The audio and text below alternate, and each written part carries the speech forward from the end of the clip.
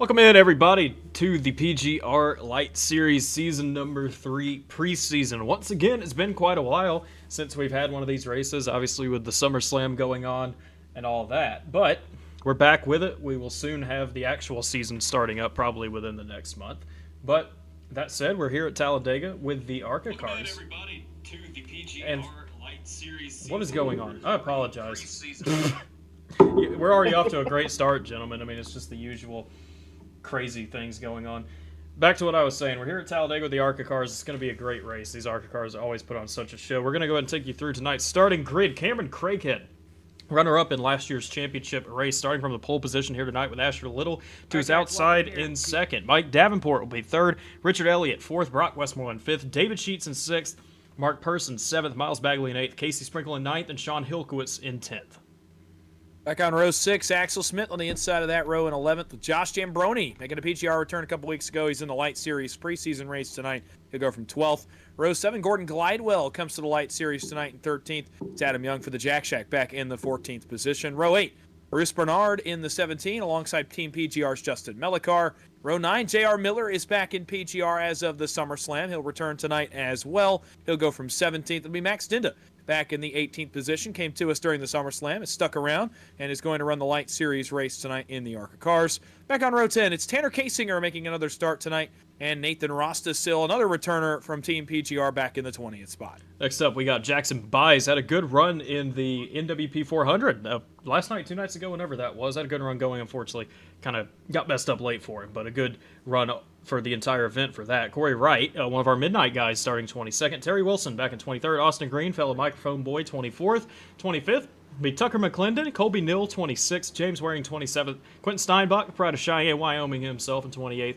Danny Barnes, 29th, and Justin Johnston will be starting in 30th. 4 more cars shotgun on the field. Michael Barksdale will go from 31st in the 00. It'll be Mark Von Dell from McCullough Motorsports in 32nd. Final 2 cars on the grid. Michael Wingo in the 34 machine for Dega Pros. And Tim White, the 239, makes a return tonight. He'll go from 34th and final position on the starting grid. Yeah, it's going to be a pretty good race, pretty good numbers to be returning back with the Lite Series. Glad we still retained that above 30 mark for drivers on the grid. Very nice to see that. I didn't properly introduce, obviously you hear the voice of the great Dawson Wise, the voice of the SummerSlam we had in that big event a couple weeks back. And as always, Mr. Aswarnauth is joining us as well. You probably heard him laughing earlier at my mistakes. To be honest, I mean, what was it been? It's about 2-3 weeks since I've actually produced a race, so I'm trying to get back used to it again. But either way, I mean, we got these ARCA cars. We know what we had back in the SummerSlam with the Gen 6 race. We had a lot of chaos, lots of crashing. These cars race extremely similar to them. Dawson, what are we expecting tonight? I mean, yeah, I think you're going to expect a lot of the similar to what we saw a couple weeks ago in the SummerSlam, and a lot of these guys in some capacity raced in the SummerSlam, whether it was a heat race or made it to a duel, or even some raced on Sunday afternoon. Cameron Craighead, I believe, is one of those drivers in the 48 starting up front, and several others here towards the top 10 made a start in the SummerSlam 499 and made an impact in that race as well. So I think you can expect to see a lot of those guys up front early. It's big runs, it's big pushes, it's big blocks, it's chaos. That's all we can expect in this race. It's going to be a fun one.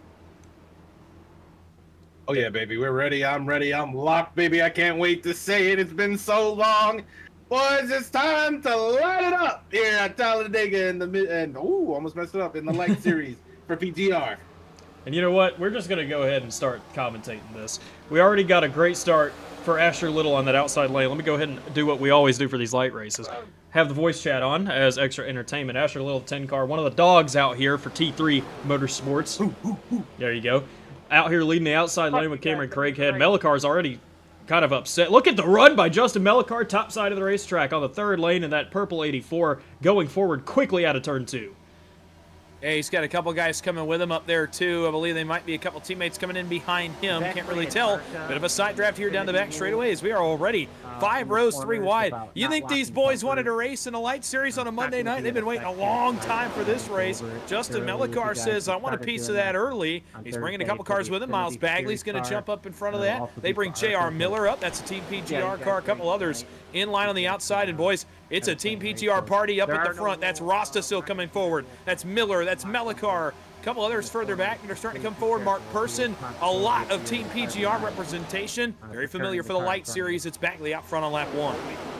Yeah, I talked to them this week, a little bit earlier this week. Team PGR, Justin Melchar, and Mark Persons and all them. I spoke to them, and they said they were ready. They were down here. They were ready for the season to start. They're going to the front, and they're going to try to lead everything. They're trying to take every right rear they possibly can, and they're going to get out here in these ARCA cars and try to lead every single lap. As you see these guys start to fan out from 3x3, back to 2x2, holding the side drive down. Bagley's on the outside with his teammate leading the inside. Yeah, definitely a good run by that team right now, and a little bit of jumbling going on around the back of the field. Just for the moment, it seems like they're still trying to sort it out to get themselves in line, see who they want their dancing partner to be. It's what we always deal with in these plate races. Who do you want to go to the front with? Who do you think can take you to the front? Who can you take to the front? Right now, Casey Sprinkle from McCullough Motorsports, that 59 car, absolutely hung out to dry in the middle lane of the racetrack. Still 3 wide at the moment with Gordon Glidewell in the 25. Looks like Casey has that draft from that middle lane and will be able to clear Glidewell, luckily for him, and find a spot back in line on the top side of the racetrack. Now, our 3 wide racing's kind of stopped for the moment. We're back. Hey, look at Sprinkle trying to take the right rear of the 15 car. Not successful on that run, though, as they headed to turn number 3. Calming down a little bit, and every time I say that, we start trying to push 3 wide again, Dawson. That's exactly what happened back a couple weeks ago in the SummerSlam. I would say something about them calming down. They'd immediately start grabbing right rear's trouble. Craighead's around. Melicar's around. Davenport's in it. Rasta still the big one on the entrance of the tri-oval. Adam Young gets a piece. They fly apart on the entrance of the tri-oval. And on lap 3, we got a bunch of cars with a lot of damage. Well, unfortunately, that is one of the perks of this car. If I'm not mistaken, it was definitely a bumper hook coming out of the corner. Per usual for these cars, if you're not easy enough out of the corner, you're going to pump the car in front of you, and I think that is a product of what we just saw. Let's go ahead and take a look back at it real quick. Definitely a very quick event just happened. 1 second. Review. Try to keep the time Okay. clear here. Thank you. Trying to see if we get that call from race control. He's just saying it's under review. Let's take it up top real quick. See, we can really get a good look at what happened here. Is this Craighead right here? I mean, I'm trying to see. in. Craighead in the 48, kind of squirrely behind Asher Little, and then Davenport actually hooks Craighead up the racetrack into Justin Melicar and J.R. Miller. Craighead, I think, is going to be able to save it okay, but, man, Justin Melicar is just, I mean, going to get, look at this. Kasinger's night's done. Smith might be done. Luckily, phases through the 17. And he's just going to keep getting hit. Glidewell might get a piece of this as well. Oh, barely missing it for Gordon Glidewell. Tim White in the 8 makes his way through. Davenport still getting hits, and everybody's still getting hit back here.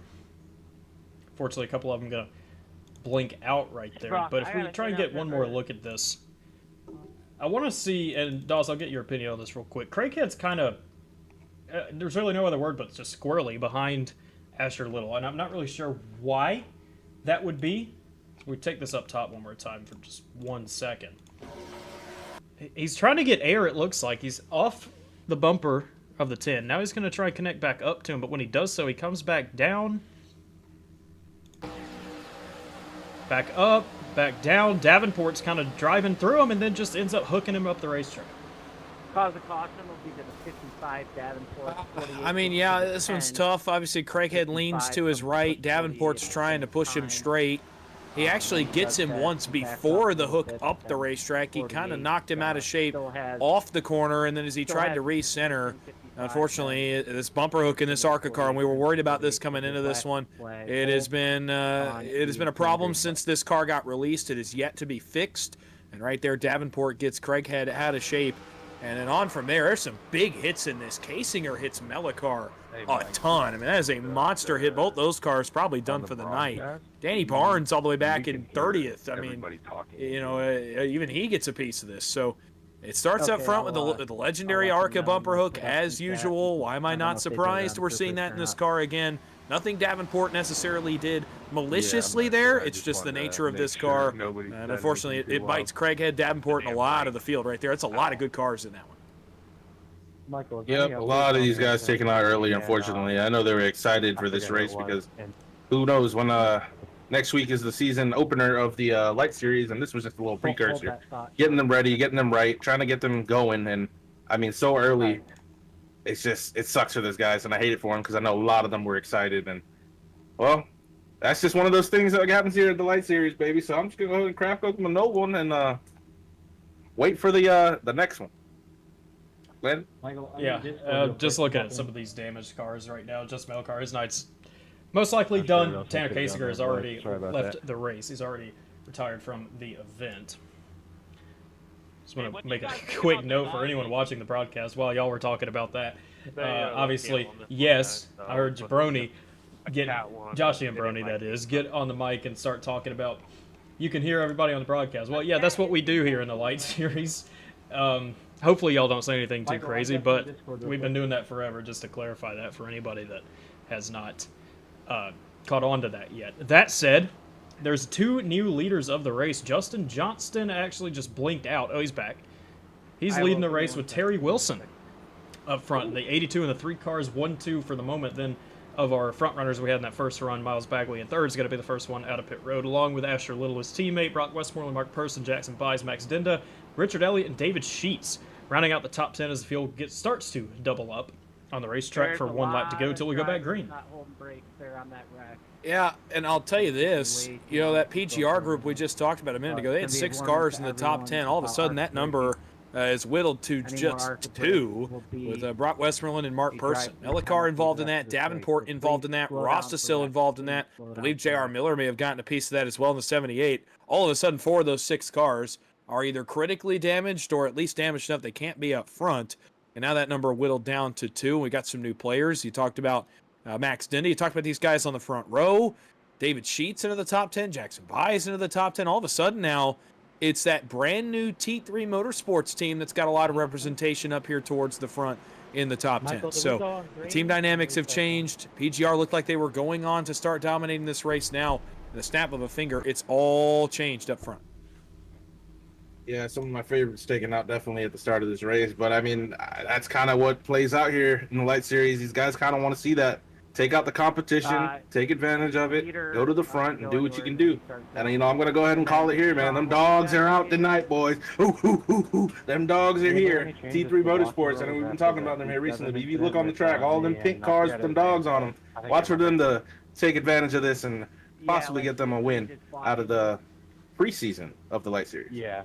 Well, when you kind of look around, I see at least 4 of them here tonight. I think that is actually all 4 of them, if I can check on that real quick. See who's in there. Who we got? Axel Smith, Asher Little, Cameron Craighead, Jackson Byes, Max Dinda, Miles Bagley. That is all one team here tonight. 6 guys. That's going to start playing them an advantage here in this race later on. Definitely some team racing involved in this type of car. Justin Johnston picks the outside lane and absolutely launches away from the field. Great run by him. A jump, I should say, by him. He's already gone from the field. Terry Wilson kind of caught sleeping on that restart. And now that lines up Miles Bagley. And Asher Little and Johnston just kind of gave it to him right there. He goes back down to the bottom of the racetrack, leaves it for 2 teammates and Bagley and Little to gain control of this race out of 2. I'm going to go review that. Yeah, I don't know. I don't know how smart a move that was for Justin Johnston. Going to team up 2 cars down the back straightaway. And now they've got some help out back as well. 2 cars back to Max Dinda, 4th in line. Here's another one to the inside. That's Jackson Byes leaning. There goes Dinda. And all of a sudden, now it's 4 teammate cars for T3, 1 through 4 at Talladega off turn number 4. It's a brand new team. It's a lot of cars, and it's a lot of good ones. You talked about the guys on that team. There's some pedigree there. Miles Bagley did well in the SummerSlam 499 event. Max Dinda raced on Sunday. Asher Little, again, kind of been a guy that's growing. Man, almost a big save, almost a big moment right there for Bagley. On the outside here come a couple more. That's Austin Green in the 31. Brand new colors for him tonight in that 31 machine. He's pushed by PGR's Brock Westmoreland, KC Sprinkle. And one more car out back of them. Can't quite tell who that car is. 4th in line on the outside. All of a sudden, 3 wide. T3's got some challenge here up front. Yeah, and just like that, they were 2x2, now they're 3x3, and these boys are racing, baby. They're getting back into it. That high line is working really well with Bagley out there leading and Austin Green right behind him. Definitely have the control of the race right now. You can see the 2 pink cars right there, the T3 Motorsports cars. They're going to try to control here, but Mark Persons down in the middle trying to get a run in the center. He says, he's going to try to get it as Bagley comes down to the middle, the side draft, and they take it across the start-finish line right now. I'm seeing a great run by Austin Green and Brock Westmoreland up top right now in the 31 and the 3. The problem with what I'm seeing is Brock Westmoreland is locked onto the back bumper of Austin Green. He's not at the moment, but he was last time they rounded turn 1. And that's kind of frightening. You don't really want to see that. That's where the bumper hook comes from in these cars. So, Brock's doing a good job so far. Luckily, no issue there for now, but just something to watch. You can't really do that in these cars. You can get away with it for a little bit, but if you start trying to do that in the corners and you swipe them the wrong way, that car in front of you is going around. So far, so good for Austin Green. Sprinkle making his way back up to the 3rd position right now. Behind him, who else we got? So, who was that? I'm trying to see who that is. Who's that Valvoline? Is that JR Miller? How about that? The return of JR Miller back into PGR. Haven't seen him too much, really, the past all of 2025, but he's back now, racing the Light Series for Team PGR. Good to see that. Unfortunately, lost his teammate, Justin Mellicar, in that last accident we had. Give that lap to Green, barely over Little as they cross the line for lap number 10. This is crazy racing early. Again, I talked about it at the top of the race, and you think these guys wanted to come back and race the Light Series. Look at how they're racing right now. Up top, rim riding with Steinbach. He's going to get the wall there off turn 2 as he tries to go forward behind Richard Elliott, who's made his way to the front. And that white Ford Mustang on the outside. T3, 1 through 4 on the inside. On the outside, Green, Westmoreland, Sprinkle, Miller. Then it's Elliott and Steinbach. Now they're coming down to the middle of the side drive, and that's because T3's been basically allowed to run up here uninhibited. Now the outside side drafts will split those cars apart. Miller's going to take a look in the middle. He's got a couple cars out back of him in that middle lane. No dice for him there, though. Green continues to lead, and everybody moves up a spot on the outside. And boy, those T3 cars are all kinds of out of shape on the bottom. They just cannot get back connected. Yeah, that's the product of these cars. It's so hard to pass once that top line comes down and side drafts them. You'll see them do it here probably in the next corner or so. They'll come down, they'll swoop on the side, they'll get that quarter of the car, and they'll just drag that bottom line back. And it's so hard on these cars to try to break that unless you have a stupid run just coming out of the corner. But this is exactly what Austin Green wants to see. He's leading the race. This is where he wants to be. Our resident microphone boy and chief meteorologist is out front on a sunny day here at Talladega. But look at them boys on the bottom. T3 on the bottom trying to get Bagley clear. And he's just not going to get it just because of that side draft. It's just so tough on these cars. And Austin Green is probably going to take point as they cross the start-finish line and head into 1. Yeah, Green kind of administering that side draft. Casey Sprinkle gets his right rear taken by Richard Elliott. Shout out to Richard Elliott making some good moves early. He won last Wednesday's MMS Little Dog Big Dog race. It was a fuel race, and it was a very exciting race. He's out here trying to go kind of back-to-back with his starts. This week is, Steinbach, Pride of Cheyenne, Wyoming, getting into the wall a little bit. That shoots Elliott down to the middle of the racetrack. Steinbach give him 3rd on the top lane. Now Elliott trying to make the charge in the middle. Tell you what, Richard Elliott, this is a couple really clinical moves from 0-2 nothing. Too crazy, not too big a move on the wheel where you get your car upset. He's just taking what others give him, and it's gotten him all the way to the middle of the front row now, middle of 3 wide for the lead. He'll lose some ground here in that middle lane as they try to get it back going. Brock Westmoreland's been a really good soldier up top for Austin Green, but now Green realizes Westmoreland likely struggling with temps. Westmoreland, is he going to get poor foot 4 wide? You bet he is. It's Steinbach to the outside of Brock Westmoreland. They're 4 wide in turn 1. They're bouncing off each other as Westmoreland and Richard Elliott play demolition derby for a minute like it's the Madhouse Bowman Gray in turn 1 at Talladega. Oh, yeah, we were just talking about it. How about it? Quentin Steinbach, the pride of Cheyenne Women. Yeah, just proud of Cheyenne. I can't even talk. I'm so excited. Quentin Steinbach up there trying to lead the outside line as Bagley tries to take 3 and go around Austin Green all by himself. And he's getting them dogs behind him trying to get that middle line rolling. And Quentin Steinbach back on the outside with, who is that? Josh Jambroni, I'm assuming. Yep, that's Josh right there on the outside trying to get that outside going. And these guys are just fighting, boy. Oh, my gosh. They're just all over the place. They're trying to get something going. And this is exciting, baby. I missed this. Missed the Light Series, and I can't wait for next week, but these boys are getting at it here tonight. Mike Davenport in 55, going to go 1 lap down, actually a 2nd lap down here to the field. Still trucking, though. He's going to need a couple cautions to continue on. Green gets split, sit down the middle of the racetrack. He's going to get picked up by his teammate, Casey Sprinkle. That's a good teammate right there. Oh, he's getting... Whoa, we're still walling everybody. Jambroni Smith, are we going to save it? We will. Jambroni is not happy. You can hear that on the radio, but luckily the field was able to save that. Just I was going to shout out Quentin Steinbach, Josh Jambroni. They're teammates in this race with Tucker McClendon, doing a great job early in this event. And that kind of stack up we just had really has changed the dynamic of this pack. Look what we had. We had 3x3x3 and some 4 wide racing, and now we're getting back to 3 wide. Steinbach gets split. That really single filed everything out there for a moment. That's just going to mean even bigger runs from the cars out back. That's exactly what I was going to point out, is that these runs, when these guys get back to the leaders, are going to be huge, and they're going to have to take them somewhere. Look at Asher Little gets a huge launch when he gets back to the pack, goes right to the center. He had a teammate go with him, but he'll have to slow up here now as Sprinkle blocks his advance. It's Jambroni to the lead, new colors for him. Interstate batteries aboard that Chevrolet. He'll go to the point on Austin Green's nose. On the inside, teammates Dinda and Bagley. Steinbach drops all the way to third with Elliott fourth on the inside. That big shuffle out back in the middle of the field when Axel Smith got the wall has completely changed the running order here at the front.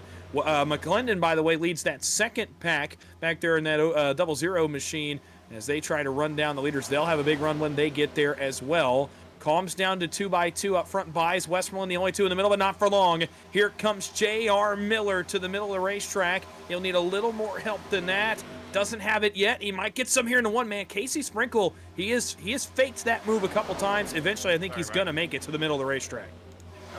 Oh, yeah, Casey Sprinkle is on the defense right now. He's just blocking, boy. Get at it. That's what I'm talking about. Go ahead and show them boys what you got here in the Light Series. Go ahead and try to keep them positions. But I got to go ahead and give a quick shout-out because I said I was going to do it. How about, we've been talking about them dogs. How about Backshot Motorsports in the lead right now, baby? Josh Jambroni, Quentin Steinbach was up there, and we just missing Tucker for the party. So them boys out here trying something new, some new teams, some new faces, and I love it, and they're wrecking in the back. There is a big hit in the back in turn 4. My goodness, who is that? That was an atrocious crash. Terry Wilson that got the outside wall. Terry Wilson in the 3. How is he still driving? I mean, he took a head-on shot into that outside wall. Still able to drive away. Goodness gracious. Let's take a quick look at what just happened here with the 3 of Terry Wilson. Oh, my. Cut back to him, and he's already completely facing the other direction. I wonder how this happened. Let's take a quick look back. That was scary, Casey.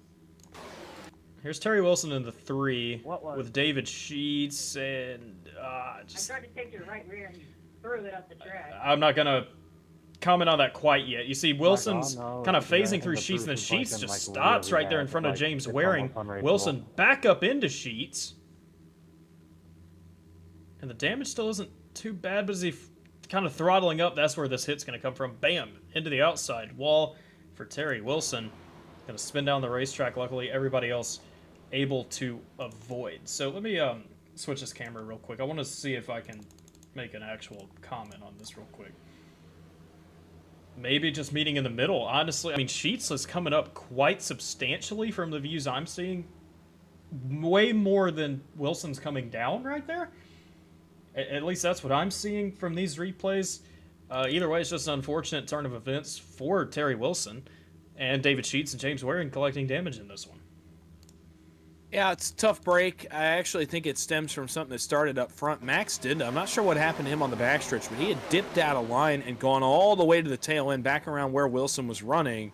And as he tries to get back up, he just has not built up his momentum.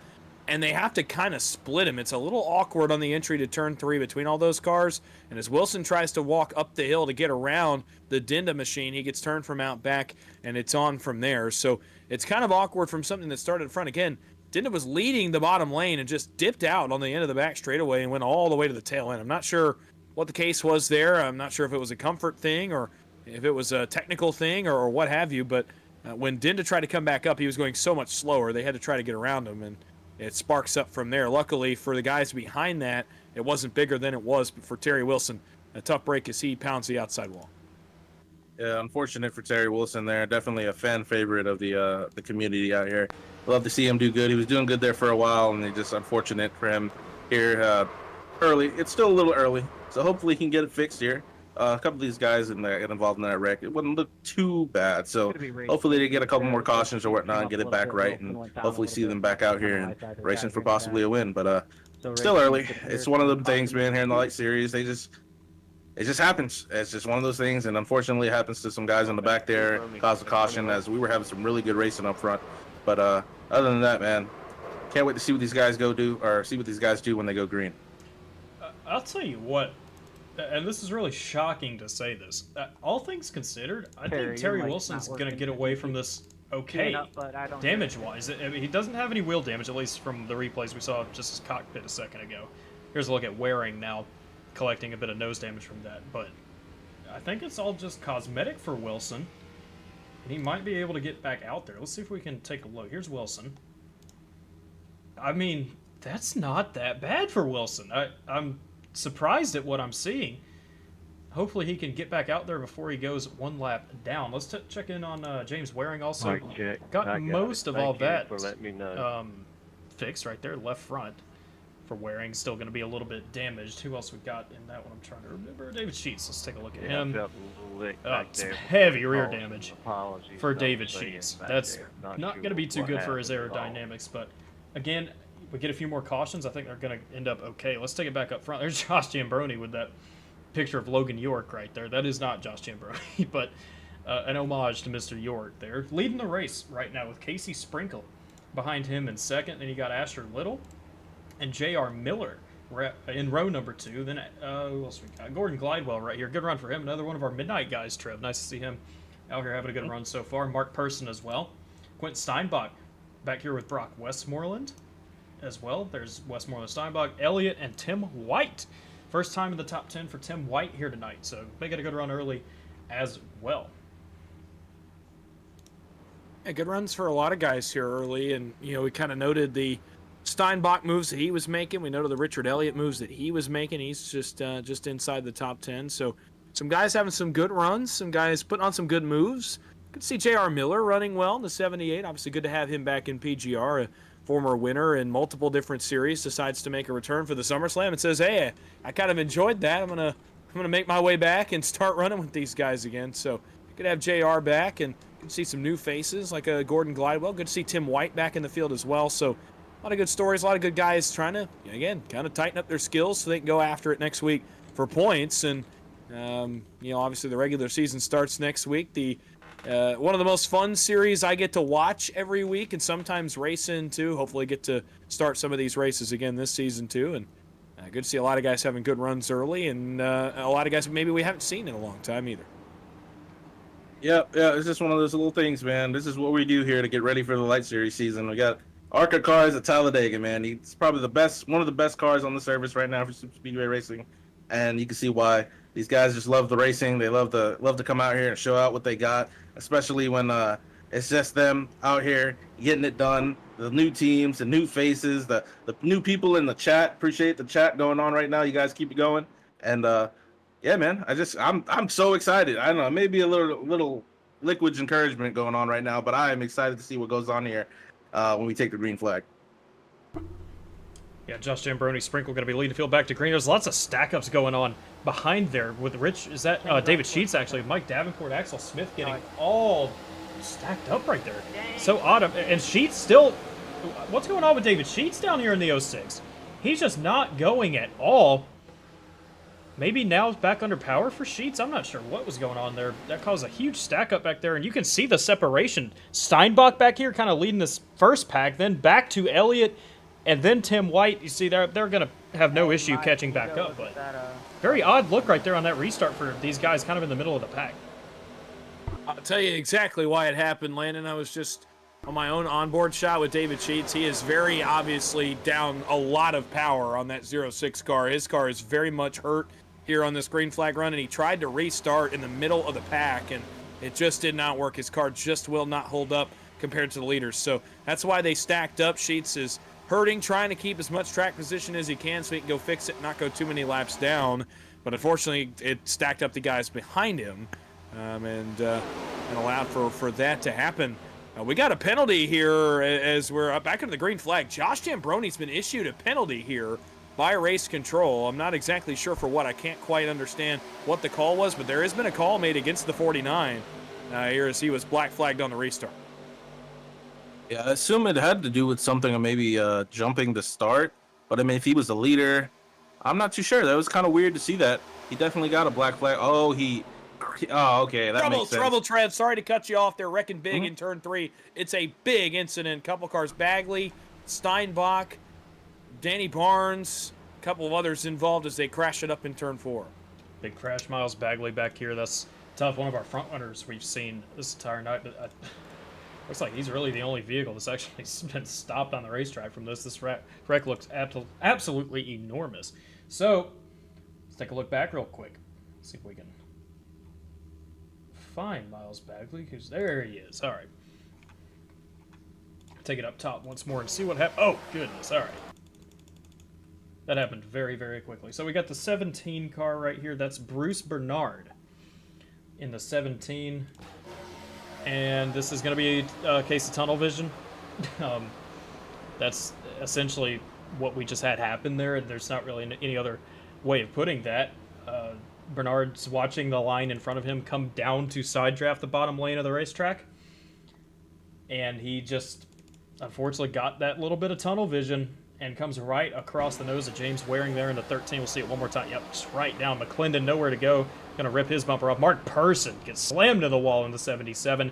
Bagley spinning like pirouettes right down there in turn number 4. Bernard, I think, is going to get away somewhat okay from this. I imagine that that's going to be an EOL for Bernard. Anyway, but damage-wise, I think he's going to be okay. Waring just adding to his damage here tonight. A little bit more in that nose. Mark Person got absolutely plastered into the outside wall right there. That's probably a night done with some significant wheel damage for him. But Dawson, I mean, I really don't know what else to say right there. That's kind of just point blank what we just saw happen. Yeah. In case of tunnel vision, there's also a considerable amount of left for netcode there, which has been a problem on this car, again, for a long time. So that is not unexpected. I think they would have made some contact regardless, but it obviously happens about 3 seconds earlier because of that little bit of netcode that they had. And from there, it is on. They come back up the racetrack. Some guys get hit really hard in this. Mark Person, you mentioned, in the 77. Also, Smith and Bagley get a piece of this. So the bad night continues for the T3 drivers. I feel like all of them at this point have been involved in some kind of incident. Austin Green is back around this. A couple other cars come flying into the incident as well. So another multi-car incident, the second one of the night, and attrition will start to take some hold now because we already had some guys with some severe damage. We've got a lot either on pit road or we called it a night already, all the way back to Casinger, Colby Cannell, Justin Melikar, Corey Wright, who all called it an incident, or called it a night after our first incident. Now we've got multiple laps down. Bruce Bernard, Davenport, Person, Terry Wilson, and many, many others on pit road getting damage repaired under this caution. Yep, it's another unfortunate circumstance. It just you gotta be perfect on these things, and not everybody's perfect at any points of time, and it just happens. You get that tunnel vision, that slight tunnel vision, and it just happens to somebody just ends up being there for some reason, just out of spite. Not even out of spite, just because we're out here racing, trying to keep it straight, trying to keep it in line, trying to keep it going, and unfortunate for those guys that got caught up. But like I said, it's still a little bit early here. We're not. We're about to be halfway. So I don't know. A lot can happen here. We could probably get a couple more wrecks, or we can go green from here. I mean, some of these guys can definitely get it fixed. Some of them probably done for the rest of the race. But definitely, I want to go over a couple things real quick on that last caution, or on that last restart. Excuse me. Josh Jambroni switched lanes before crossing the start-finish line. That's how he ended up with that black flag. So he's currently last in the field right now. He still has to serve that penalty because the caution came out while he had a black flag. So unfortunate. But he's got to serve it under green, so once they go green here, watch for him to serve that. But other than that, a couple guys up here I'm going to take note of. How about Tim White up here leading the race?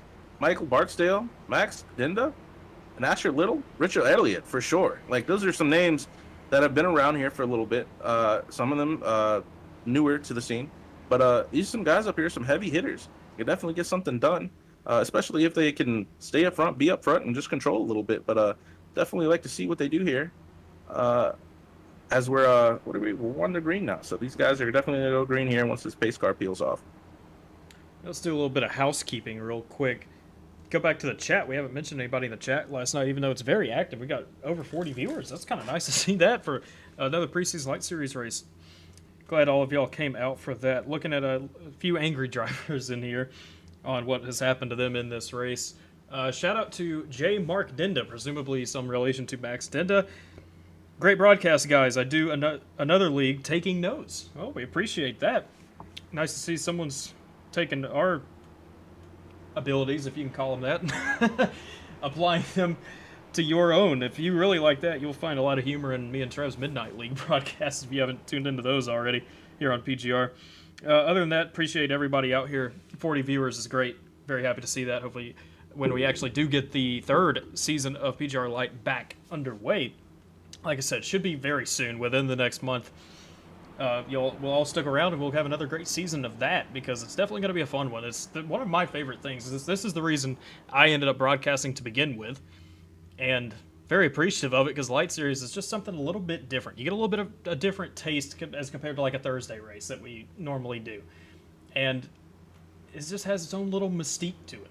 I guess that's the best way you can say that. And you're going to have these new names that maybe some people haven't really heard that much out of, but they're going to find success in here and work their way up to the Talladega Superspeedway Series. That said, pace car coming in this time for Tim White and Michael Barksdale, the new leaders of the race, with Asher Little and Max Denda in row 2. White's approaching the restart zone this time.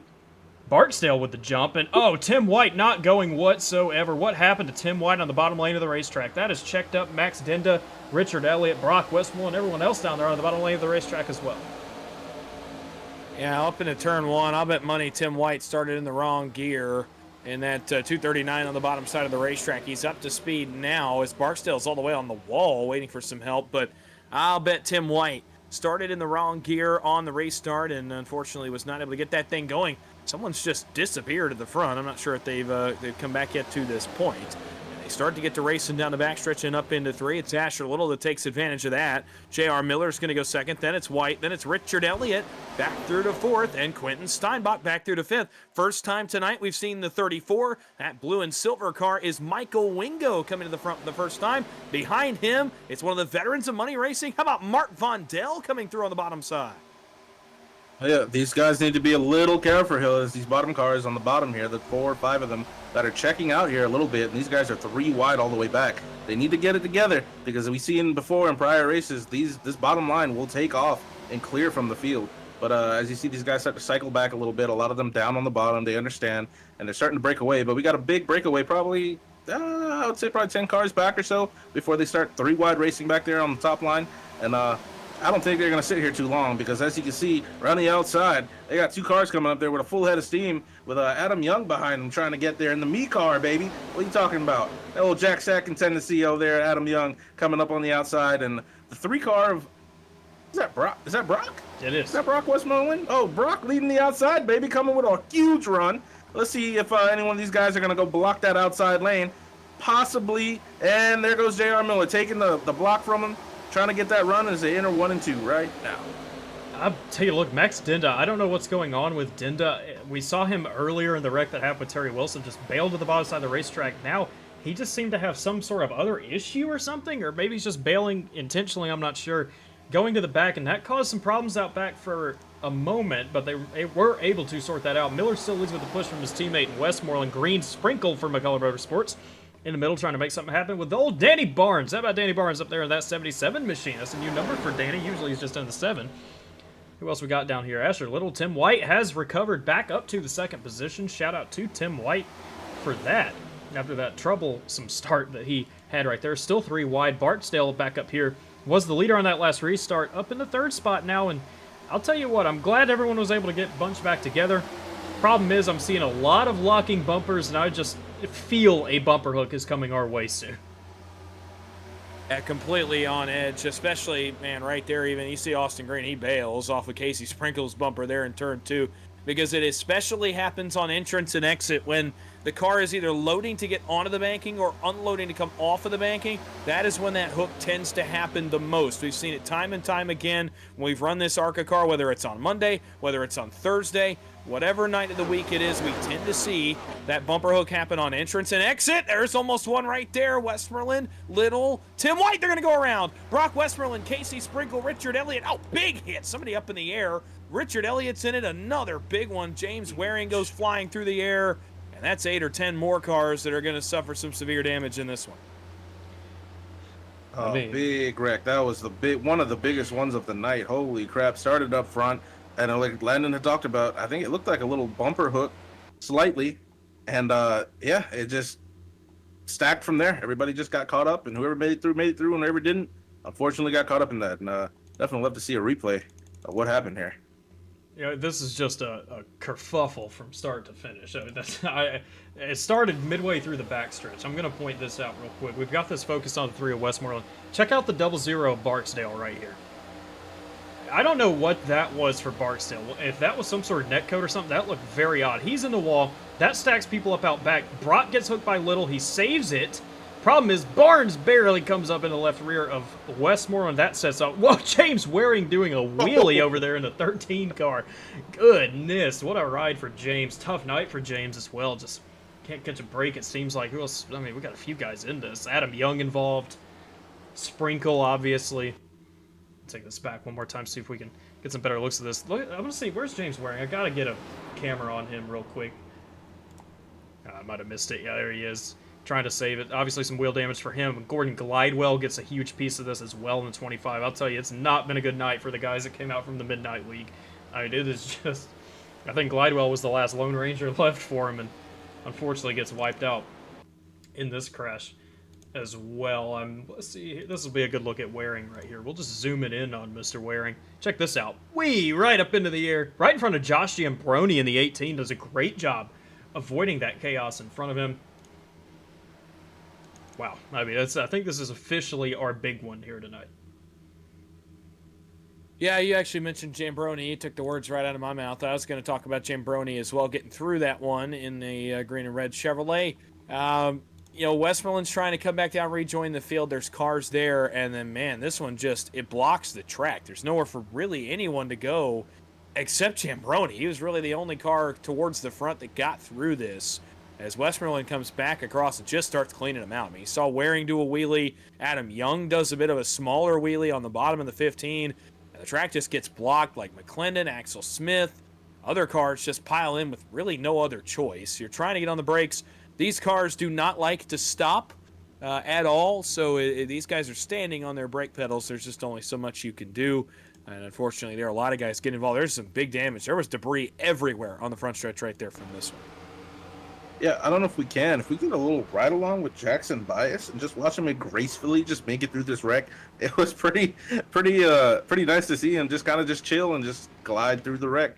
Good looks there, Jackson Bias. That was definitely nice to see you if we could get a ride along with you. Checking that out now. You've seen all these... Ooh! Oh, man. Yeah, that is some tight quarters right there for Jackson Bias. Luckily able to get through it. You see a couple cars wheeling in front of him on either side. He's able to get through, though. Shout out to Jackson for that one. Let's see if we can get a ride with Giambroni as well. I don't think his was as exciting. Well, it's a cool shot of Waring right there. I guess getting popped up into the air is tough for James, but Giambroni able to get through it just fine. Evidently somewhere around the 6th position, something like that, maybe just outside the top 5. But there you go. We're officially at our big one. There's a look at old Tucker. Trev's pick every week. Yes, sir. And it's not that I'm not going to call that car showroom ready. Lots of damage, and I'll actually point out I've received a message from Mr. McClendon.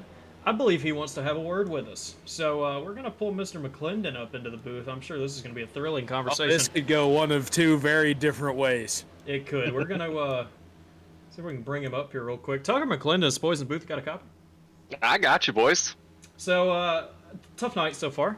Got a lot of damage on your car. You are still trucking along, though. You were hanging pretty well in the draft without that nose on your car. How's the race going? Oh, boys, it's I've been rode hard and put up wet. I've been in every single damn wreck there's been. My wheel has been about 9 o'clock all race. My wrist hurt, but I haven't lost the draft, and we're gonna keep on trucking, boys.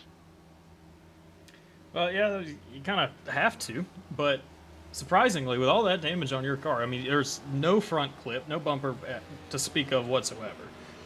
And you're talking about the wheel damage as well. Somehow you're still able to hang into the draft. We keep wrecking like this. How much more damage you got? Well, see, boys, I got 6 minutes. Okay. Then I got it down to 4 minutes. Then I got it down 2 minutes. And then that car thought he was clear, and he wasn't. Came down, hit me, took my bumper off, took me to 7 minutes. And somehow Terry Wilson keeps getting behind me, and my ass is scared.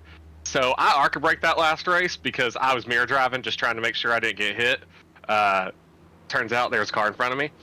So I went up to 8 minutes. So now I'm back to 6 minutes. So we're gonna see what we're doing.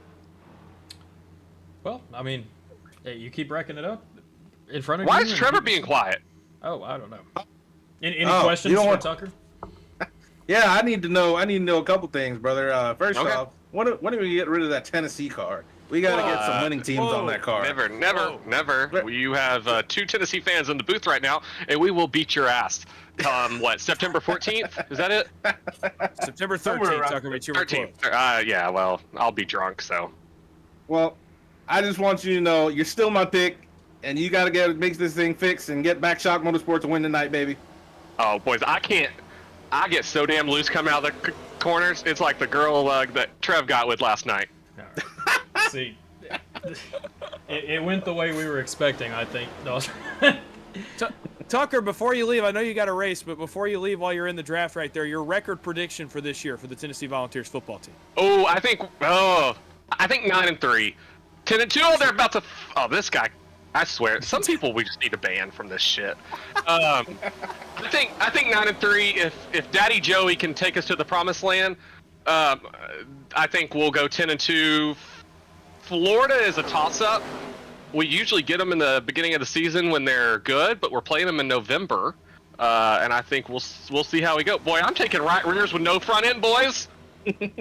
Oh, what a shit, are they atrocious block by Asher Little. gonna- That was horrendous. Well, they call him Crasher Little for a reason. I'm gonna go lead this motherfucker. No, you're not. You're getting wrecked, actually. Oh, no. Damn. Big crash. Oh. Zucker, this is probably the most impressive efforts I've ever seen you do with no front bumper wheel damage, and you're wheeling that damn thing, and you're currently sitting in 6th place. That is Yeah. astonishing. That's why I'm you're my gonna- pick each and every week, baby. Just so Hey, you every know. week, Trev. Hey, we're gonna get one this year. You know, last year was about as worse. I think I finished last in points with someone that started more than like 6 races. I got wrecked twice, lap 1, turn 1. So we're just gonna have fun out here, boys. We're gonna go fix the damage, and we might put this Tennessee Vols Toyota Camry in victory lane. Dawson, you coming to drink beer with me? You know I'll be there. All right, same spot as last year, boys. I love y'all. All right, Love have you too, fun, Tucker. Good luck with the rest of it. Oh, brother. Always a good time with Tucker McCann. Yeah, definitely a fascinating character. Looking at what just happened here, I want to shout out this. I don't know if shout out is the right word, but I mean, need I say anything on the block we just saw? That was Asher Little is a very good driver, but that was a horrible misjudgment by Asher right there, trying to block Tim White. You're gonna see this one more time. Asher's in the 10. I mean, ugh. I guess it kind of worked out for Tim because then we start wrecking up here. Michael Wingo down into the 78 of J.R. Miller. Steinbach involved Vondell. Wingo gets another piece of it. Young gets sent down to the bottom of the racetrack. Man. I mean, we just keep wrecking it up. And, you don't really want to... you don't really want to see that, but it's just one of those things, I guess. We had a tremendous ARCA race at one point in a preseason race, and this one's just not really going that direction as of right now. Let me see if I can really focus this a little bit better on the 34 of Wingo, because we're 4 wide right here. There's a little bit of a stack up that's created because of Asher Little and Tim White, and then, yep, just kind of down into Miller right there, sends him up into Smith and Steinbach, then back down into Vondell. 21, David Sheets, good job stopping, getting on those brakes for Sheets, and what looks like a brand new car for David Sheets, so good on him. But, yeah, I'm interested to hear y'all's comments on everything that just transpired. Look, obviously we saw the block by Asher Little, and it was ill-advised to say the absolute least. It was not a great one, but in the scramble beyond that, they're trying to get settled out from 4 wide, and we see another bad misjudgment right in front of that with Michael Wingo trying to line up with J.R. Miller, and he just drives right through the right rear wheel well of the 78 car. He's trying to line up behind him. Again, there's nothing malicious there, but it is a critical misjudgment, and it gets J.R. Miller out of shape. And really, when they started to crash, when we were still talking with Tucker there, I thought this was going to be a lot bigger than it was. It ends up only being about 5 or 6 cars, I think. So realistically, probably should have been a larger incident. We get away with one again, but it puts more cars on pit road taking damage repairs. Guys, there are 12 cars on the speedway right now that either don't have damage or had minimal damage. Everyone else from 13th on back is on pit road or in the garage area in some capacity. I'd like to make it short and sweet. From a quote commonly used from our super speedway community, Carlo. It was just cars slow, and they just didn't see them or just didn't know they were there. And yeah, that wiped out at least another quarter of the field. And like you said, Dawson, 12 cars are on the racetrack. And what did we say? 35 cars started this race. So, hell yeah. That's all I got to say about that. Yeah, we're That's all I got. It's. I mean, I don't, there's nothing else that really can be said. I'm just taking a look at some of this damage right now. J.R. Miller is going to leave pit road now. Still got a lot of damage on his machine. Steinbach with some pretty heavy nose damage. A couple other guys here. McClendon, obviously. He pits trying to fix more of that damage. He wasn't involved in that last crash, but still trying to fix it. We were looking at Vondell and Smith. Wingo still sitting in the pit. Well, he's leaving the pits now. Still got a little bit of left front damage on that machine. Well, let's go up front real quick. Here's Asher Little. Leading the race, to his credit. Great job by Asher. Maybe a little bit more... what's the word I'm looking for right here? Help me out. Awareness? No, that's not the word. Empathy. Maybe a little more discipline. in that Racecraft, that's a position good word. right there. Racecraft. Racecraft. Well, Hey, I'm thinking discipline. Just a little bit more discipline. That's a good one too. Hey, I'm going to disagree with both of y'all. That Joker made a block and didn't cause a wreck. So, hey, more points for him, baby. I That's think all I'm Tim talking White about. would have something to say about that. Oh, for sure. And I'm hoping Tim White gets up there and tells him what he has to say because, well, that was a terrible block. But, hey, I mean, no, I guess you could kind of say no harm, no foul because it didn't really cause a wreck. It was an additional thing that happened behind him. So, I don't know, man. Hey, it is what it is at the end of the day, unfortunately. Well, we'll just take a look through this top 10 that we have up here. Little's obviously leading. Jambroni second. Still a good run for Jambroni so far in this race. How about Sean Hilkowitz making his name up here in the top 5 now? Hilkowitz, I think he's been kind of just sitting back for the majority of the night. Hilkowitz is a guy that we've seen run up front quite a lot, but always ends up getting involved in a crash. I hope that does not happen to him tonight because he's a solid driver. Just has had awful luck here in the Lite Series. Currently 3rd, so good for him. Johnston back up to 4th. Miller. Hold on a second. There must have been some pitting with 2 to go or something. I'm not sure. J.R. Miller's up here with a damaged race car in 5th. Davenport was 2 laps down earlier in the race. Now finds himself in 7th. McClendon in front of him. Young behind him. With Miles Bagley and then Austin Green in 10th. Pace car's off. We're going to be restarting it with 19 laps to go here. This dynamic of what we're seeing, I mean, there's lots of damaged cars in this race and going to be in this lead pack.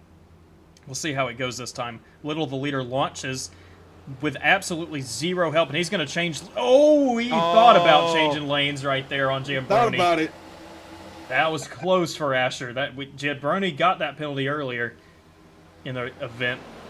Good on him. Jambroni takes it topside with no help. Hilkowitz elects to stay bottom.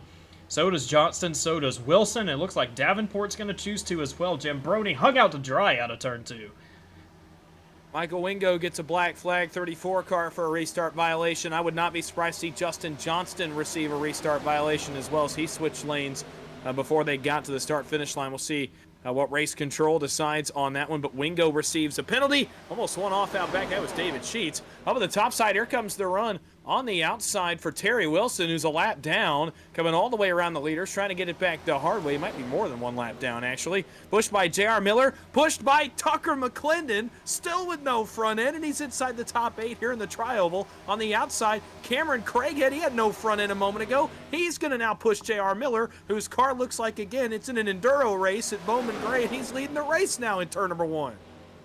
Hey, man, how about Terry by God Wilson up there leading the race? He's not even leading. He's a lap down. J.R. Miller is in the middle with nose damage, with Tucker McClendon pushing him from behind with no front bumper. And you got Cameron Craighead and I don't even know what's going on right now. But holy crap, this is a show, baby. That's what we're putting on here on Monday nights, a show. And these boys are out here to entertain us, man. As Cameron Craighead takes the lead. I can't even pronounce my words correctly. Cameron Craighead.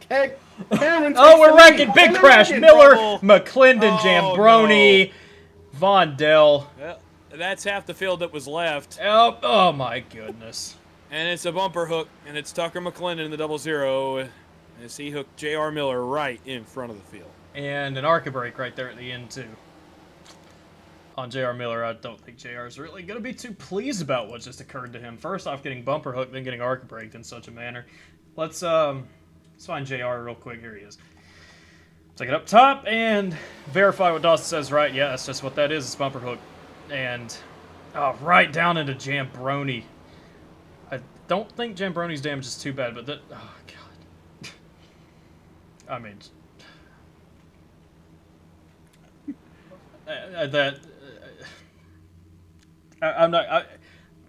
I'm gonna say a word here, inexcusable. I'm not talking about what Tucker just did. I'll just leave that at that. Danny Barnes unfortunately collected as well. Clean night for Danny.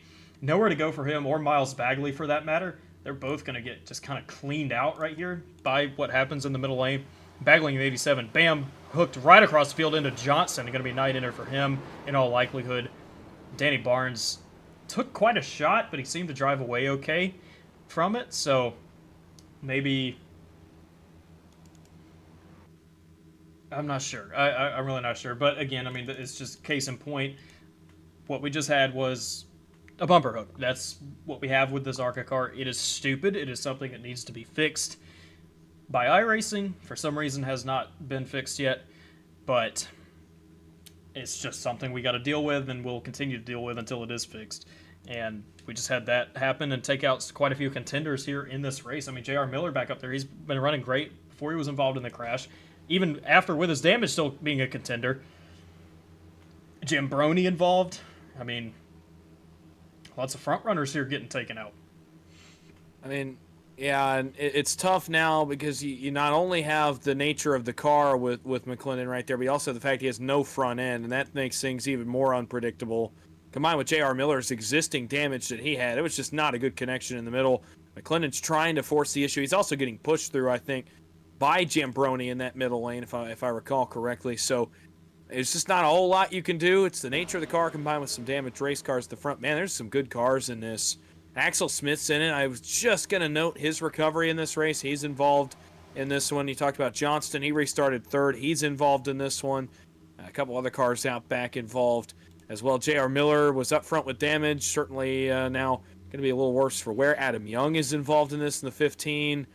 There's a lot of good cars that were in this one from the back half of the front pack. And now have to go back and fix more damage or might have a night ender. I think Justin Johnston's night is over. I think Axel Smith's night is over. There's a couple others as well. I think J.R. Miller's night is done, as well as Barnard in the 17 was the car who came in really, really late into that one. Yeah, just a quick little shout out. Michael Barksdale received the lucky dog for that caution. So, I mean, probably something he wanted to see. But aside from that, it's tough, man. It's tough, especially when you're out here and you're trying to get everything you can get, especially when majority of the field is damaged and you're just trying to make something happen. Especially wait for another caution and then, another caution ensues and now you're involved or somebody else is involved or something along the lines of that. And it's just unfortunate to see that for these guys out here because I know they definitely wanted to come out here and race, which it's just one of those races. Either we're going to get really green flag racing or we're going to have a survival of the fittest race, and this is just one of them right now. They're going to survive. Predominantly, half the cars are destroyed, so in hindsight, we should go green for the rest of the way here. Should. That's a big should. But, yeah. With this bumper hooking deal, man, if you know you can't do it, or not that you can't do it, if you know it's going to happen, just don't do it. Or don't do it aggressively. But, aside from that, man, it sucks. It sucks to see all these good cars get cleaned out. And, on the other hand, it's gonna make for some great racing here coming up here next time, because these boys, whoever's left, they're gonna try to get it. They already see half the field is gone. Hey, what's left for them to go up there and get it and start swinging and leading these things? So look out for some good old action up front. That's what I'm hoping to see. Take a look at J.R. Miller with a massacred race car, especially on the back of that car. He's still trucking she's along too. Driving good. She's driving good. As our good buddy Decon would say on Fridays. We're driving good. And honestly, I mean, you can't really count him out or anybody else with damage in this race at this point. So, good on them. I mean, maybe take a couple more looks. Here's Jambroni still sitting in pit road for the moment. He's actually a lap down now. That's tough. I didn't think his damage was all that bad, but he's going to be taken out here. Cameron Craig has the leader of the race. Asher Little still doing a pretty, I mean, very consistent job up front, I will say, for Asher. It's been a very good night for him. And look who's lined up right behind Asher. That'd be Mr. Tim White. That is who Asher threw the block on earlier in the tri-oval. Wonder how Mr. White's going to respond to that here. Under White is going to be Hilkowitz, still residing in the 3rd position as he was last restart. Austin Green up to 5th, Wingo 6th, Sheets, Dinda, Young, Sprinkle rounding out the top 10. I mean, look at the field. I mean, it's like half the cars are even left on the racetrack. But anyway, pace cars coming in. Craighead Little going to be leading the rest of the field back to the green flag for 14 laps to go after our 6th caution of the night. See what kind of jump these guys get here. I'd imagine Craighead's the control car. His bottom lane's going to jump, and it will do so. Good, very good jump by Sean Hilkowitz as well. Timed that perfectly behind Cameron Craighead. Great job by Hilkowitz. They're going to take it immediately to the top side of the racetrack, try and gain some control. I say that. Hilkowitz back down to the bottom. Craighead to block into 1. Yeah, Asher Little's up on the outside. Tim White says, no, sirree, I'm not helping you. He's going to stay on the bottom. Austin Green to the outside. David Sheets earlier had a car that was so damaged he could go 100 miles an hour and no more, and he's P5, make it P4, and his race car's completely clean. If that tells you how tonight's racing is gone, David Sheets had what I would guess is 9 minutes plus of damage on pit road, and he has fixed all of it. Adam Young is right behind him. He's been involved in 4 crashes tonight. Behind them is Terry Wilson trying to get one more lap back, get back on the lead lap as more cars start to pit out back. I have no idea at this point who's going to win this race. We might end up with a damaged car in victory lane at this point. 13 to go at the line. We've whittled the field to about 15 cars. It's like the Clash in 2020. If you remember what Eric Jones' car looked like that day that he won, we might have a car look like that again today when they go to victory lane in this one. Oh yeah, brother. There's tape on these cars. There's bear bond. They got duct tape on all these jokers, and they're out here racing in these ARCA cars at Talladega down the backstretch. And they want this win, baby, because they already know half the field is gone. There ain't that much competition going on. It's whoever's gonna be up front, stay up front. And Adam Young, baby, for the Jack Shack in the lead with a push from Casey Sprinkles. Holy crap, who would have thought that? Adam Young's been in every single wreck damn near tonight, as Dawson alluded to, and he's out there leading the bottom line. And the top line is just falling apart at the moment. Well, you got 4 cars up there on the outside hoping to make something go, but this bottom line is going to roll here as they cross the start-finish line. Adam Young, the Lone Ranger for the Jack Shack in the Light Series, for that matter. He's the only representative for that team, and right now leading the race with no teammate help at all. He's got Sprinkle, Buys, Dinda, Green. Now, that's probably not too good to see out the mirror for Young and Sprinkle when you see Buys and Dinda lined up together. Check that. Buys, Dinda, and Little lined up together. That's a group of 3 teammates. Probably going to be looking to make a move at some point in the near future. Behind that, Tim White recovers to 6th, Barksdale 7th, Green, Sheets, Hilkowitz. Kind of taking a little bit back right there, back to the 10th position for Hilkowitz, still stuck on that bottom lane. The outside lane is really just down to Austin Green, David Sheets, and Cameron Craighead. Realistically, the only 3 that are actually gathered together trying to go forward and make something happen is, oh, I thought we were about to have a pit stop. Terry Wilson takes us to the apron, going to go to the back of this pack right here. That's Hilkowitz. Oh, what a move by Hilkowitz up to the middle. White tries to come up and block. I think he's trying to pick up Austin Green. Unfortunately, no help home for Sean Hilkowitz in the 16 car. Maybe trying to force his way up front of David Sheets, and he will do so. 4th in line on the top. Oh, this is going to get really interesting. Big block, Casey Sprinkle. Holy cow, how did he make that one work on Buys? as Tim White went to push trouble. Adam Young gets hooked in the outside wall. Asher Little gets hooked by Tim White, and they're crashing again on the middle of the back straightaway as Little goes around at the bumper of the 8. And it may have started up front, but some repayment, shall we say, midway through the pack in the middle of that incident as well. Oh, brother. Exactly what we expected here. Oh, my God. These boys were just out here just slanging and danging and no lifting. And then, like you said, there may have been a little payback going on back there. But, or maybe not. I don't know. This looked like a giant stack up, unfortunately. Adam Young for the Jack Shack. Jeez. Just rips his bumper off, and it just stacks up from the back there. Everybody behind the outside line was just along for the ride. So, fortunately, love to see what goes on here after that. I can't say why. I can't understand why we're pushing still when there's a car in Adam Young coming up the racetrack, and we're still driving through each other, not lead. I don't know. That's what we had. I mean, we've got Jackson Buys in the 21 is still driving through Casey Sprinkle, and that's by the time they get to Adam Young, I mean, it just sends Adam Young. His night's done because of that, and then it just causes the massive stack up out back with Asher Little and Tim White getting another piece of this. Let's see if we can focus this momentarily on Tim White and Asher Little. Let's see if I can do this. Yeah, so there's Little in the 10.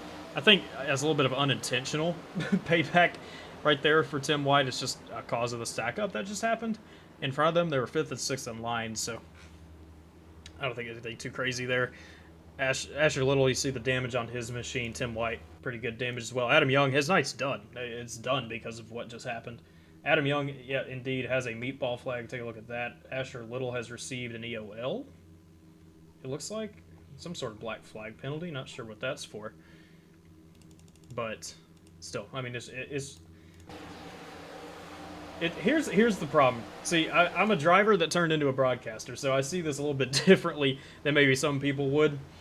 To me, it's just, I'll use the word discipline again. Maybe just employ a little bit more discipline. There's not really much sense in shoving that deep when you have the car in front of you, and you see, I would imagine you see the car up in front of you coming up the racetrack, and it just causes something like this. It's very unfortunate to see this happen. Well, let's take this back live real quick. Let's take a look at Adam Young. He's leading the race, and, I mean, he's done. We saw his wheel in one of those replays. Look at it. He's done. Axel Smith picking up, or at least trying to fix some of the damage he still had. Asher Little had a very clean night. Okay, Asher's blinking out a little bit, but Asher Little had a very clean night going outside of the block with Tim White, and now he's going to be set back with a disadvantage. It's just, it's unfortunate. I think it's really all that needs to be said about that. I mean, yeah, I think this one is a little bit different. We've seen bumper hooks all the way dating back to when the Light Series first ran this car. I still remember the first night we ever ran this car, I think we had one on lap 2 of the race because we really didn't know it existed at that point, and it's kind of just been a common theme. I think right there is a little bit different. We saw that big block that Casey Sprinkle threw on Jackson Buys when Buys tried to grab his right rear. And unfortunately what that did is it stacked the lineup, and Buys was resorted to just pushing the 59, but he was so far behind Adam Young that it got him too big a run, and he tried to recenter and push. You say discipline in terms of pushing. I almost, if I'm Sprinkle, would have just turned left, gone underneath him, and probably taken the run that he had. He does not. He tries to push, and he's offset when he does it, and it hooks the Adam Young machine out to the outside wall. So that was kind of it was a weird situation considering that big block that Casey Sprinkle threw. I think if he had to go back and do it again, I would personally turn left. I don't know if Buys goes with him, but at least you avoid any kind of crash. So a little bit different look to me there than what we've seen with the bumper hook, but obviously it does come into play, and something we have to be aware of. Notably now, 10 cars without damage on the racetrack, and several that were on pit road getting some fixed. Axel Smith, Michael Wigo, J.R. Miller, Tucker McClendon, Quentin Stein, Michael Barksdale, Asher Little are the cars on the lead lap. I think Adam Young has now gone one lap down in 18th position. Yeah, unfortunate for them guys that had really good runs all race. It's just and a lot of guys that fix their damage to come back up there to try to race up and try to make something worth it here tonight. But Nature's beast, man. That's just what happens here. Adam Young was definitely clear by a mile, and it just stacked up behind him, and unfortunate for everybody involved. But that just kind of set the ways of what's going to happen here. We got a couple laps to go here, man, and I wouldn't be surprised if we see something else like that happen in the late end of this race. Yeah, and we've already had 7 cautions. What's 3 more at this point? Casey Sprinkle, I will say, all things considered for Casey, it's been a relatively clean race for Casey. He's a deserving driver, as is, I mean, basically everybody in here. Jackson Byes is an excellent driver. Davenport, PGR winner, Mike Davenport. Wait, hold on. Yeah, actually, I'll save that for after the race. Max Dinda, great debut for the Lite Series for Max. Very clean night for him as well. Cameron Craighead up here as well. Actually involved in the first crash that we had. Yep, managed to get everything fixed back up. And how about, like Dawson said earlier, David Sheets up here. I mean, it looked like his night was done. Got involved in a couple of incidents. And, man, he's got a clean race car sitting here in 7th place. Still might have something to say for these boys by the end of it. Austin Green, Tim White. Mark Von Dell, also someone that picked up a little damage in a wreck a few cautions ago. Up here in the top 10 as well. So, here we go. Pace car's off. 7 laps to go when they get to the line. It'll be Sprinkle and Byes leading them back to the green flag with pushes from Davenport and Dinda. They approach the restart zone. A little bit of a late jump by Casey Sprinkle. I think he waited for the green flag to come out right there before he decided to jump. That might not have been a very good decision by Casey because that allowed Byes to get the run on the top side, and that's really where you want to be, up there on that top. You don't want to get stuck down there on that bottom with that top line just side drafting you the whole way around the racetrack.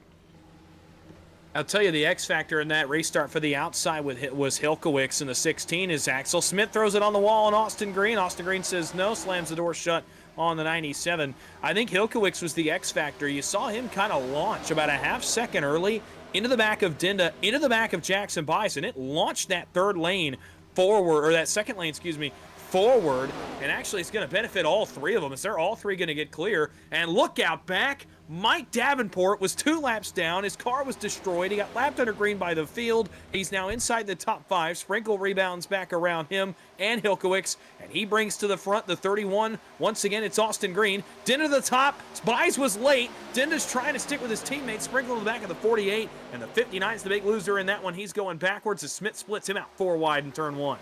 Oh, no! Oh, no! Jackson Byes. Oh. Are we not throwing a caution? We're going to stay green, guys. We're going to stay green. No, we're not. There it Yellow is. flag's out. I was about to say. There it is. Jackson Byes with a vicious hit into the outside wall. Let's take a look, and I'm going to just, take a wild guess at what this was. I'm going to say that it was a bumper hook. Let's take a look. Dinda behind him. Green, I'd take that back. Austin Green hits Dinda into Byes twice, actually. And it just sends Jackson Byes right up the racetrack. And that's not so much like the netcode bumper hook, though, that we're used to. That right there was Straight up. Austin Green kind of just hitting Max into that. From what I'm seeing, I mean, if y'all disagree with that, I don't know. That's just what I'm seeing here. So, to me, what it feels like is, I almost wonder if Max Dinda is telling Jackson Byes to come up right there because Austin Green's trying to go to the outside. These guys are right in the bottom, which is never a great idea when you're leading the race in this car with the right rear side draft. I think they're trying to get up to block Austin Green, and Jackson Byes just doesn't get the memo. He stays on the yellow line. Dinda goes to throw a block, and the problem is he's kind of half committed to it. He's halfway up. He's halfway still on his teammate's bumper, so when he kind of gets hung in the center of that, when he gets hit from behind by Austin Green, well, then he has nowhere to go but through the right rear of Jackson Byes' car, and it hooks him into the outside wall. So, to me, it feels like either a communication thing for the T3 guys up front, not getting up to block Austin Green, or just half commitment from Max Dinda, not wanting to hang his teammate out, but also wanting to make sure he keeps his track position because Austin Green had some guys behind him that he's working with. So it's an unfortunate hesitation, but it also may have been a communication thing. I'm willing to bet that Jackson Bias just doesn't get the memo in time that, hey, the 31's trying to move, and unfortunately for the 21 of Bias, Dinda tries to do two things at once. It just doesn't work out for him. I'd probably say it's something. I agree, Gosling. Yeah, I think that's probably part of it, and I also think Denda is probably mirror driving there. He's probably not looking out the front of his car because he knows he has a teammate Absolutely. in front of him. Yeah. And he's definitely just mirror driving, and it's just one of them deals where, you're riding half a lane up from the car on the bottom, and you kind of have to pick a lane. And at that point, I would say he didn't pick a lane, but then he also did just get shoved through too. So it's not 100%, I would say, him on fault, but just unfortunate that it happened right there up front, and it took out another guy that stayed clean, damn the entire race, and took him out of the running. So just one of the things. Yeah, and Landon, real quick, and I'll throw it back to you in a second, but I did want to add on to what Trev was saying. That's pretty much, I'm sure, at some point happened to all three of us, and a lot of us that are drivers, where we're behind a teammate. Max Dinda is probably in his teammates' ear. Hey, he's going up. Like, hey, let's block this. And it just doesn't happen in time. It happens so fast that you're trying to do two things at once as a driver. I imagine he's looking out the mirror. I would have been if my teammate was in front of me. So, again, it's something that's happened to all of us. I'm not saying Max Dinda did anything, explicitly wrong there. He's just trying to put his teammate and himself in better position to win. And unfortunately for him, his teammate did not move up like he did. He didn't quite match the move, and it put him in a bad spot.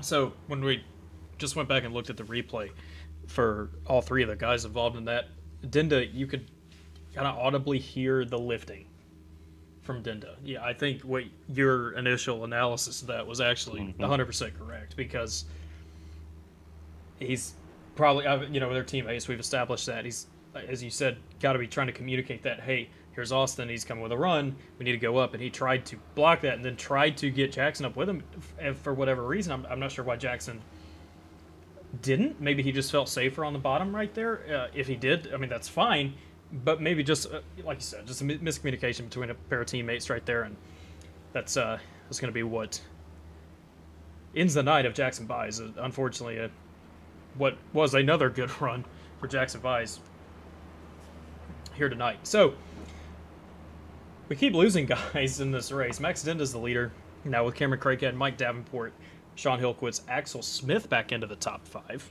Behind that, Davis Sheets still hanging tough in 6th, Sprinkle 7th, Vondell 8th, White 9th, Barksdale now up into the top 10. I'm going to make a note right here.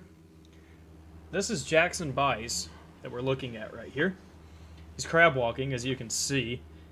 Oh yeah, brother. He has a meatball flag. I think he's just trying to bring it home. I mean, he knows his night's done. I don't think he's gonna try and do anything crazy here. Just trying to finish the race off. You see Austin Green in 11th, passing him. Now, the only other guys on the lead lap that I'm seeing, other than these two right here, Little, Wingo, McClendon, Miller, Steinbach, Wilson. Wilson's back on the lead lap now. That's 18 cars. Now, we do still have an lead lap of the race. Maybe not. Now it says Wilson's lap down. I'm not sure. Time in scoring playing games. But thing is, we're going to be coming to 2 laps to go here.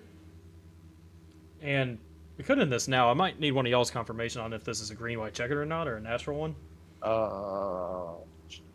It is a natural green, white checker. This is an organic overtime attempt. So Yep. mercifully, we do still have that overtime attempt in our pocket.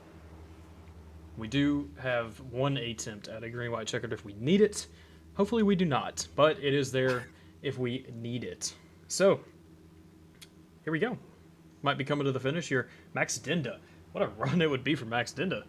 First ever PGR Lite Series race, comes home, maybe wins the thing. Who knows? I don't want to jinx him. I probably just did. I apologize, Max, but who knows? Cameron Craighead maybe trying to defend what happened last season, get him a little preseason win, make him ready for another championship run. Who knows?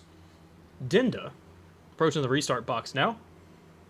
And he's going to wait a little bit later, too. That's just very, very interesting to me that they're kind of waiting in the box to make that move. Craighead now is going to gain the advantage in the race with that outside line and the push from Sean Hillquist into turn 1. Oh, man, Mike Davenport. That's a slick move by the 55. former champion of this series and a former PGR winner in that 55 car, got right into a gap that was barely there. Now Max Dinda's going backwards, treading water in the 48 on the bottom side. Davenport got up third in line. Sheets is fourth. Vondell is through to fifth in the 21 as Dinda tries to throw it in line. They go through three. Max Dinda, goodness, this is the loneliest feeling on the racetrack right now as he goes from the lead to outside the top 10 as they rise the banking of three and come back towards the white flag. Davenport makes a move. Craighead down to block off turn 4. Craig had said last season he was robbed, and he's coming out here tonight to get him a dub for the preseason of PGR Little Guy Series, and he's out here leading, throwing blocks. Watch him throw haymakers up, and he's going to lead them, and then cross the start-finish line. You can tell it's getting exciting when Trev's mic starts bugging out like that. Cameron Craighead, Mike Davenport battling for the win here. He decides not to throw a block on Mike Davenport. Davenport with the shove from Hilkwitz out of turn number 2, trying to bring it home for the 55 car. He's got that run. Bottom lane still hanging pretty strong, though, with Casey Sprinkle and Austin Green driving through Cameron Craighead. They're going to have to come down and side draft here into turn 3. Oh, look at Hilkwitz. He's going to make a move to the middle and just gets hung out by everybody. David Sheets up here into the top 5 once again, trying to make something happen. This is just going to easily allow that bottom lane to fly away from everybody. What's Casey Sprinkle going to do here? He's got a teammate behind him. I think Cameron Craighead, he might be in a little trouble here. Here he goes, Sprinkle high. He makes the move, not blocking soon enough. Casey Sprinkle going to bring it home easily for the win here tonight for McCullough Motorsports. Teammate Austin Green, a tie at the line for second place with Cameron Craighead, as Craighead rounds out the podium finishers here tonight. So there we go. Casey Sprinkle collecting, what is that? I think that's another win for him in the Lite Series. That's very good for him. Going to be giving him a lot of positive momentum here as we enter the actual season coming up soon. Yeah, good win for Casey. Ran a good race tonight in the 59. Kept his car clean for the most part in tonight's race, and sometimes that's all it takes, especially when attrition happens like it did in this one. So for Sprinkle, that's a nice bit of momentum, and Austin Green obviously starts his campaign unofficially tonight in the preseason off pretty good in that 31 car. It's tough for Cameron Craighead. Obviously, Green appeared to be working there with the 59, so nothing really that Craighead can do in the 48 except just kind of do, what he did off turn 4, move up so that Sprinkle has to either look around the bottom side or really get out to the wall. And tough break for Craighead, but a good start to his campaign as he looks to get back in the championship fight as well. Yep, as we expected, a good little finish. It was just one of them things, man. You grab them right rears and you can't block it. The end of your race there. And as the PGR has a new rule, you can't fence the person into the wall to secure you a win. But hey, it was a good little finish that we had here. A little different of a race. A lot going on, but definitely enjoyable. And hey, can't wait for next week. Sure enough, we're watching Casey Sprinkle burn the house down now. Let's go ahead and take you through the final results as we watch him in the background doing his celebrations. Casey Sprinkle, the winner here tonight for McCullough Motorsports. Austin Green, his teammate behind him in second. Cameron Craighead third. Mike Davenport rounds out the night in fourth. Sean Hilkwitz fifth. Axel Smith in sixth. Tim White seventh. David Sheets in eighth. Max Dinda, that's tough, all the way back in ninth place here tonight. Asher Little rounds out the top 10. Yeah, I hate it for Mark Vondell, too. He comes home 11th after being, I believe, 6th on that last restart. Michael Barksdale in 12th. Michael Wingo 13th. Tucker McClendon, boy, he labored that thing all night, but he comes home 14th. J.R. Miller, same thing, in 15th. Quentin Steinbach in the 16th spot. Jackson By 17th. Terry Wilson in the 18th position. Adam Young in 19th. And Josh Jambroni back in 20th. 21st, we got Justin Johnston here tonight. Miles Bagley, 22nd. Danny Barnes, 23rd. Bruce Bernard, 24th. Nathan Rostasil in 25th. James Waring, 26th. Gordon Glidewell in 27th. Brock Westmoreland finishes 28th here tonight. Richard Elliott, 29th. Mark Person in 30th. Colby Nill, 31st. Tanner Kasinger, 32nd. Justin Mellicar, 33rd. And Corey Wright rounds out the field in the 34th position here tonight. So what we're going to do is we're going to go ahead and bring this up to the top page of the results. We're going to take a quick break here, and we'll return back with interviews for your top 3 finishers. Stick with us.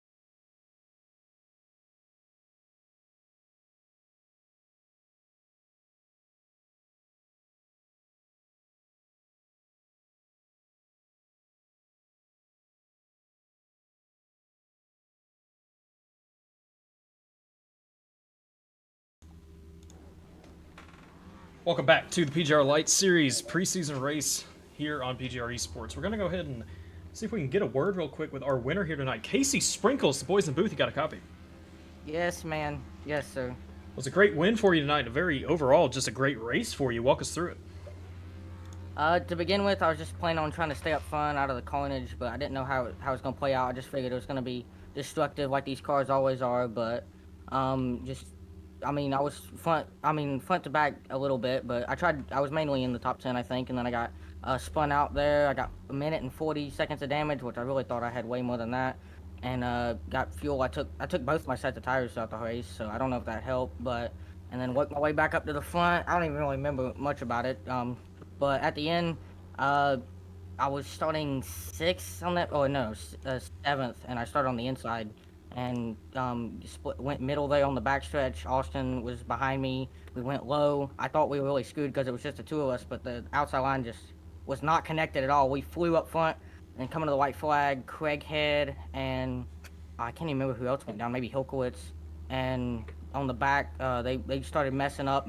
Davenport and Hilkowitz, well, they were 3 wide, and then I got me and Craighead just way out front, and Austin got disattached from me, so there was nothing really he could do. It reminded me of the SummerSlam finish, and I just waited. I was gonna step out a little earlier, but I realized the side draft is so strong, so I just waited, and I could have even easily made that move a farther forward, but I made it at a perfect time, I think. Got that side draft, parked Craighead, which was insane. The side draft is so good, and somehow Austin got second, so I just pulled through. Finally got my first ever light win, even though it's preseason. Oh, I gotcha. That's a correction for me. I thought you had already won one too, but that's great. I mean, it's great for you to come home and win this race here tonight and maybe give you some momentum into the actual regular season. Speaking of that, do you think this will give you some positive momentum? What are your expectations for that? Definitely. I just, this is actually one of my Wosa cars, so I was really not even thinking I had a huge shot to cash, but I just played everything right, and I'm still learning how to drive this car better and better, but yeah, definitely going to give me a lot of good momentum. Well, sounds good. Go ahead and give out your thanks and your shout-outs here tonight. Makota Motorsports, Austin Green for helping me there throughout the whole race. Me and him were helping each other a lot. Dave was working with us. Josh for emotional support and spotting for us. Craighead at the end there, even though I was the one pushing him. It was just a lot of fun. But yeah, I had a blast. Even though there's a lot of cautions, this racing is pretty good. It's just maybe we need to be a little more tame at the beginning. Y'all for broadcasting especially, really hope this was a really good one. I cannot wait to go back and watch this, even though there was a lot of yellows. Mike for putting it on. Yeah, that's pretty much it. There we go. That's the word from Casey Sprinkle, our winner here tonight of the PGR Lite Series. Congrats again. Thanks for talking to us. Thank you so much. Next up, we're going to have our second place finisher, Austin Green, and Dawson Wise stands by with him. Austin, it's the boys in the booth. You got a copy? Yeah, what's up, Dawson? Well, look, we have been on this side of a number of these kinds of races on the microphone, but I think it's been a while since either of us were in one in the race car. You were a part of a very, I would say, rare attrition race. It's not often we have that many big incidents, but you managed to keep your nose clean. Take us through the perspective from in the cockpit of a wild, destructive night at Talladega in the Lite Series. Yeah, it was, but I thought everything was actually going really kind of calm for me. The whole night, missing wrecks. I did get a little annoyed early at a couple of different guys. Just, I thought they were ones that, should know better, that were just making stupid blocks and trying to go for the hero move way too early. But I kept getting frustrated about that, and I kind of let that bite me there at the end.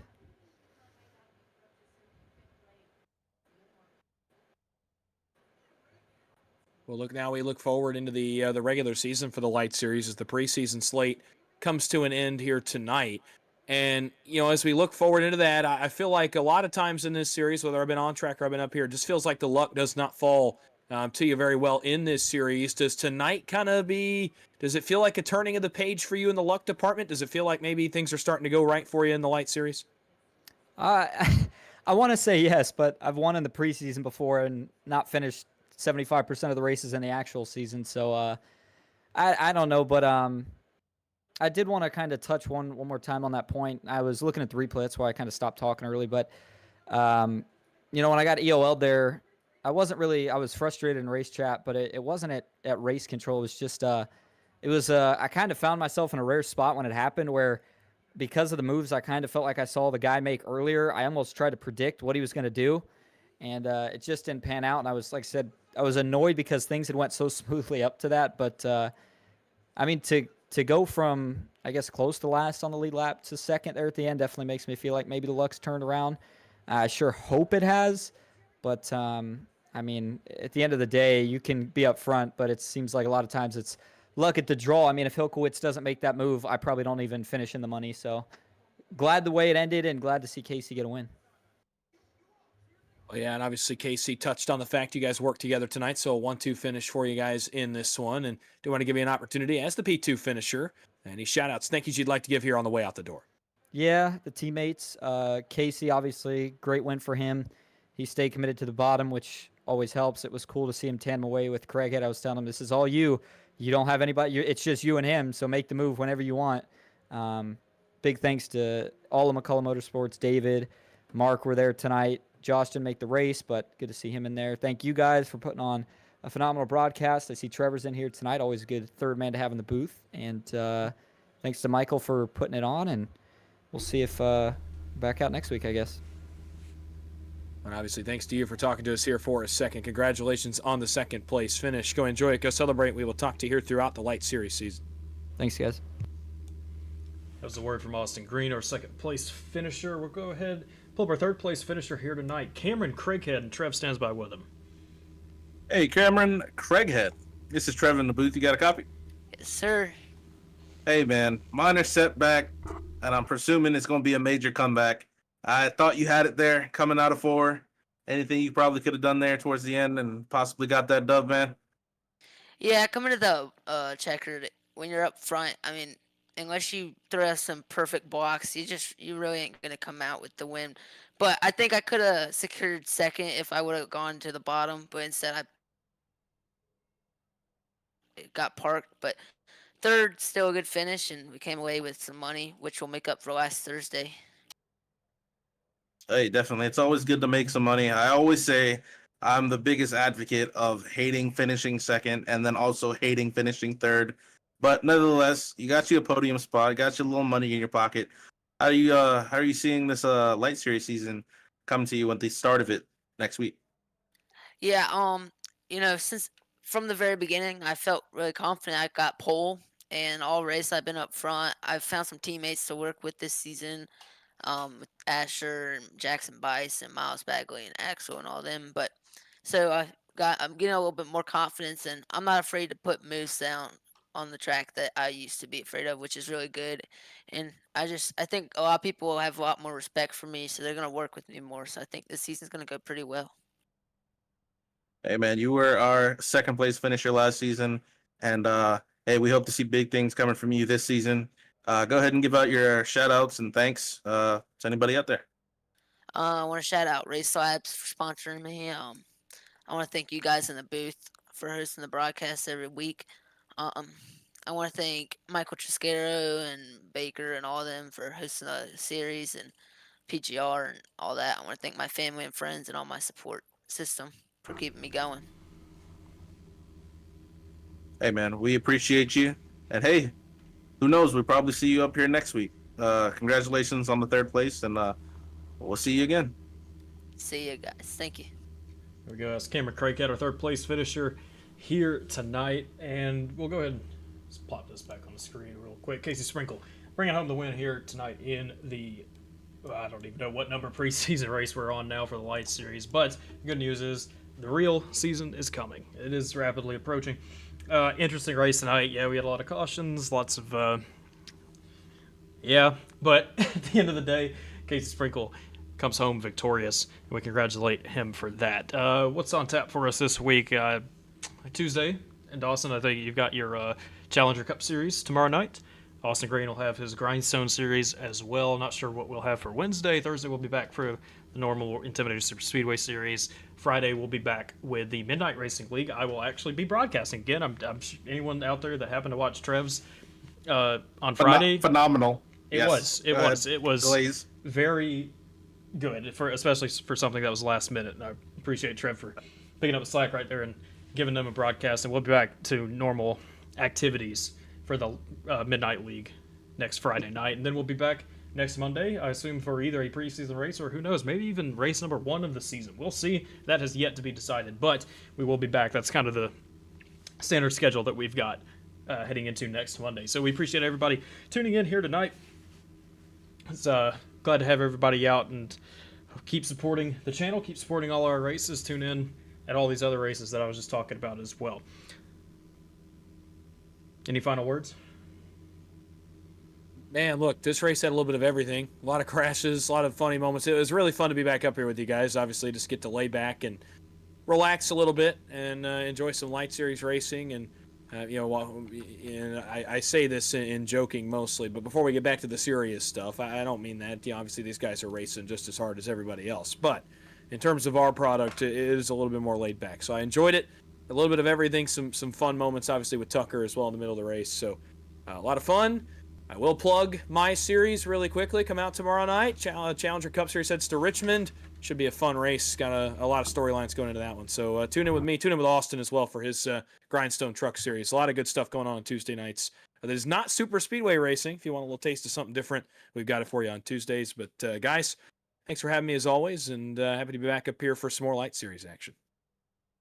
Yeah, and I got to thank both of you guys for letting me third man it up here. You guys are the 2 out of 3 of the dream team, and you just had little old me up here. So I appreciate my mediocrity, bringing it down for you guys just a little bit. But thanks again, and can't wait for Monday, baby. We'll see what happens, and yeah, we'll go from there. So take away, Landon. Yeah, there we go. We'll be back then, and appreciate everybody coming out tonight. We'll see you next time.